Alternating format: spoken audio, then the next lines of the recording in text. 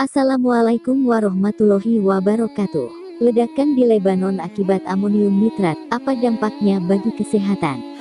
Ledakan yang terjadi di kota Beirut, Lebanon, pada Selasa tanggal 4 Agustus tahun 2020 diduga kuat karena 2.750 ton amonium nitrat yang tersimpan di salah satu gudang di kawasan pelabuhan.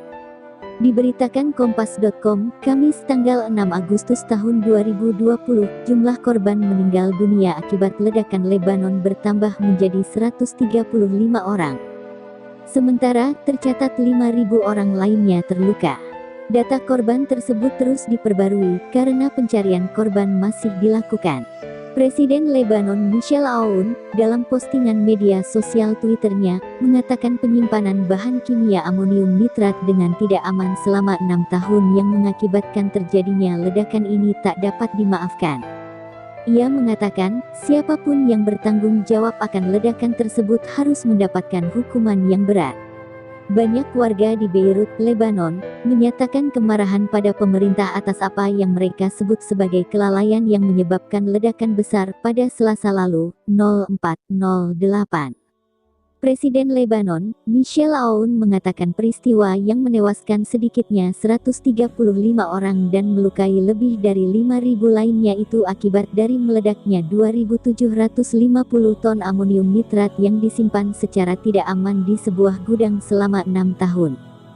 Banyak dari masyarakat Lebanon menuduh kejadian itu akibat dari pihak berwenang melakukan korupsi, penelantaran dan salah urus. Pemerintah pun telah memberlakukan keadaan darurat selama 2 minggu ke depan. Beirut menangis, Beirut menjerit, orang-orang histeris dan orang-orang lelah, kata pembuat film Jude Chehab kepada BBC, dan meminta pihak yang bertanggung jawab untuk diadili. Lebanon, mengapa negara ini bisa terperosok dalam krisis?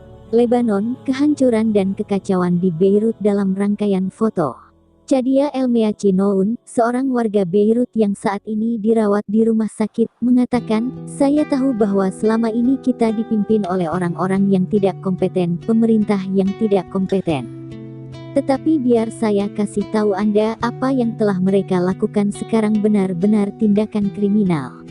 Sementara, pemerintah Lebanon menetapkan keadaan darurat di Beirut selama 2 minggu di tengah meningkatnya korban dalam bencana yang disebut Presiden Michel Aoun sebagai malapetaka yang sulit digambarkan dengan kata-kata. Pertemuan darurat kabinet memutuskan langkah itu Rabu, 05.08, dan tahanan rumah akan diawasi oleh tentara Lebanon. Dewan Pertahanan Tertinggi Lebanon dengan keras menyatakan bahwa mereka bertanggung jawab atas ledakan itu akan menghadapi hukuman maksimum. Kepala Bea Cukai Badri Daher mengatakan kepada LBCI TV bahwa pihaknya telah meminta agar amonium nitrat dipindahkan dari pelabuhan, namun hal itu tidak pernah terlaksana dan kami tinggalkan masalah ini kepada para pakar untuk menyelidiki penyebabnya. Para ahli di Universitas Sheffield di Inggris memperkirakan bahwa ledakan tersebut memiliki sekitar 1/10 dari kekuatan ledakan bom atom yang dijatuhkan di kota Hiroshima, Jepang selama Perang Dunia Kedua dan tidak diragukan lagi merupakan salah satu ledakan non-nuklir terbesar dalam sejarah. Menteri Kesehatan Lebanon mengatakan jumlah korban meninggal meningkat menjadi 135 dengan korban luka sekitar 5.000 orang. Ia menambahkan seperti dikutip Al-Manar TV, sejumlah orang masih hilang. Menteri Perekonomian Raoul Nehmi menggambarkan situasinya seperti kiamat. Sebelum kejadian ini, kami dalam situasi yang sangat buruk. Anda tahu kami meminta bantuan dana moneter internasional, dan jika sekarang Anda melihat foto-foto yang beredar, pelabuhan telah hancur. Dan tak satu pun rumah, saya katakan lagi, tak satu pun rumah, tak satu pun toko, tak satu pun apartemen, yang tidak rusak. Ini seperti kiamat dan di sekitar pelabuhan, tak ada yang tersisa, kata Nehmi. Ia mengatakan di lokasi ledakan, semuanya hancur dan terlempar ke laut. Kami punya sebidang tanah dan sekarang tanah itu lenyap. Kerugiannya mungkin miliaran dolar, tapi kami belum menghitungnya secara pasti. Apa yang memicu ledakan tersebut? Amonium nitrat seberat hampir 3.000 ton itu dilaporkan telah berada di gudang di pelabuhan Beirut selama 6 tahun setelah diturunkan dari kapal yang disita pada 2013. Kepala Pelabuhan Beirut dan Kepala Otoritas Bea Cukai mengatakan kepada media setempat bahwa mereka telah menulis surat kepada pengadilan beberapa kali meminta agar bahan kimia itu diekspor atau dijual untuk memastikan keamanan pelabuhan.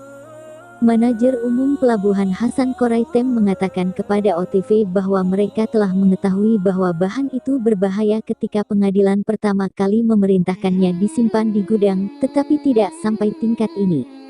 Dewan Pertahanan Tertinggi Lebanon telah berjanji bahwa mereka yang dianggap bertanggung jawab akan menghadapi hukuman maksimum.